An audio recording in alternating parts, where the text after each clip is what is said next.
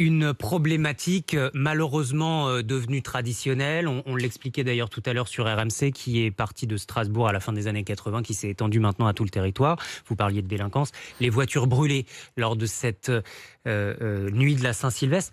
Franchement, c'est une fatalité, David Lebars. Pourquoi on n'arrive pas à ne plus avoir de voitures brûlées, ou en tout cas en avoir moins? Alors c'est pas une fatalité d'abord, hein, c'est de la responsabilité des voyous qui se permettent le 31 décembre, comme parfois à d'autres soirées, type 13 juillet, à faire brûler la voiture de leurs propres voisins et parfois des gens avec qui ils habitent dans les mêmes ensembles.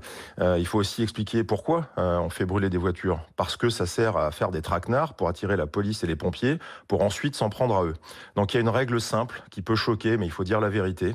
Quand il y a un incendie qui ne risque pas de propagation, eh bien la police ou les pompiers restent en retrait pour éviter justement de tomber dans ces traquenards et éviter des affrontements. Et puis quand il y a une mise en danger, quand il y a des risques de propagation, bien évidemment, on intervient de façon groupée.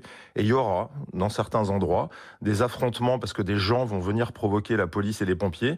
Mais il faut rappeler que ces gens-là sont des délinquants et que ce sont eux qui font en sorte de faire dégénérer des soirées dans des quartiers où les victimes, les premières victimes, ce sont leurs propres voisins, ce qui est parfaitement consternant. Et c'est dans ces quartiers-là, dans ces zones-là, que la plupart du dispositif, ces 100 000 forces de l'ordre, sont d'abord prépositionnées.